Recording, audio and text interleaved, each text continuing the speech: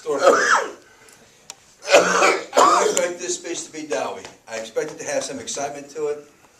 The title of his speech is Intestinal Fortitude, from the Entertainment Speaker, Series, speech number 2.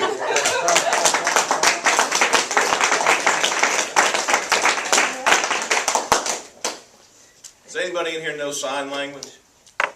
Anybody? A little. A little? Anybody know what this means? No. I love you. Love you. Okay. Oh, I'm sorry. That's it there. Yeah. Anybody know what this means? Oh. That's one more. Texas. I love you a lot. Love you a lot. The fellow that taught me that was a motivational speaker that spoke at one of our lectureships, and his name is Mike Theodore Stinger Glenn.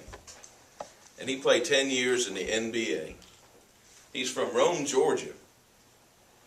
While at Rome, Georgia, he scored more points than anybody in school history, 2,400 points in his high school career. Now, at Georgia Christian, they give you a reward for scoring 1,000 points. He scored 2,400 points, and that record still stands.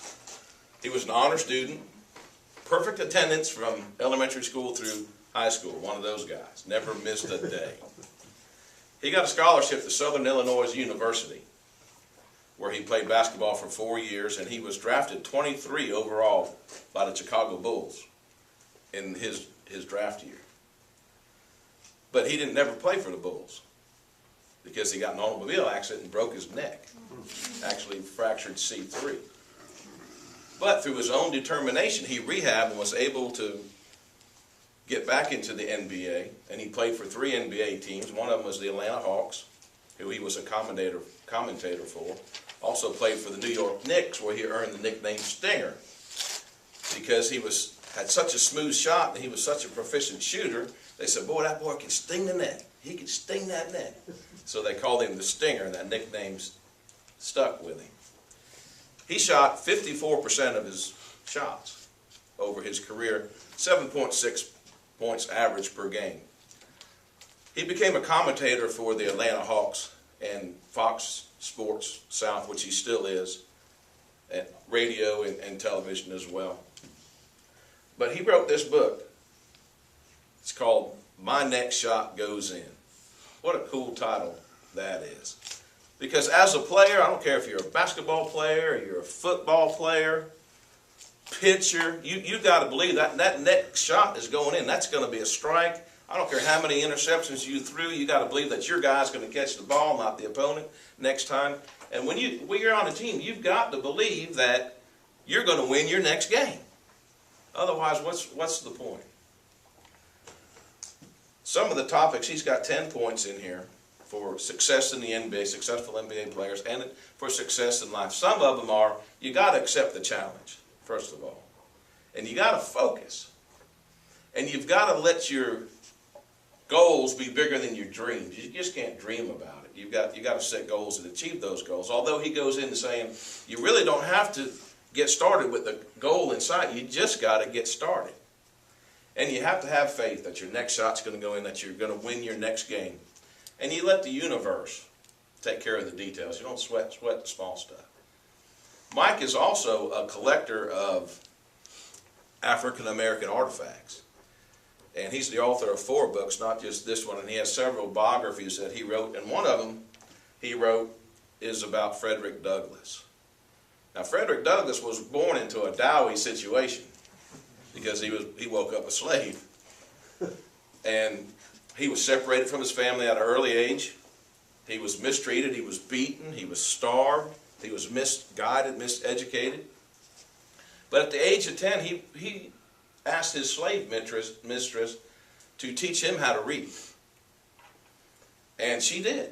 And he was such a good student that she took him to her husband, the slave master, and said, look, what a good reader that I made out of this young slave. And of course that enraged the slave master. And he said, what are you doing? And I'm paraphrasing and using different language. And he said, if you teach a slave how to read, they will be unfit to be a slave. You can't educate a slave. You'll ruin the whole institution. Well, young Douglas put that in his head and said, hey, this is my way out. So he started educating himself and reading everything that he could.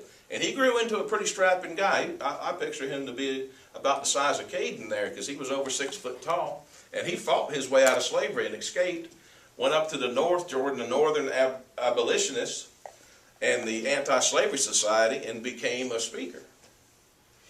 And he was the orator of slave-free America, because there were white abolitionists as well. It was about 1841. But they couldn't speak from the experience. They didn't have the scars that Frederick had to speak from. And he was such a good orator, it said about him that he could make his audiences cheer, he could make them laugh, and he could even make his audiences cry. A lot of the things that we strive to do in Toastmasters as well. It says that he used mimicry, he used drama, he used voices, vocal variety. He used all the tools that we use at Toastmasters.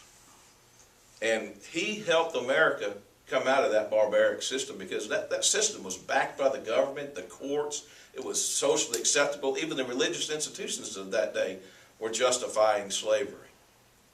But Frederick Douglass, through his own intestinal fortitude, fought his way out of that. And if a couple of the lessons of these two books, which I was reading simultaneously, you've got to make a commitment to yourself.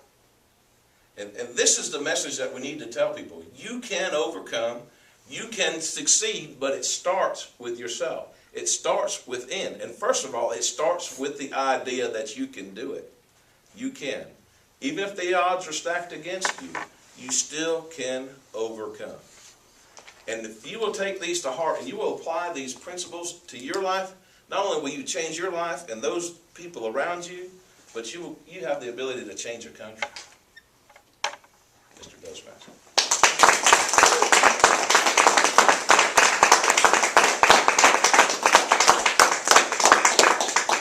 I told you, we're not going to have any Dowie speeches today.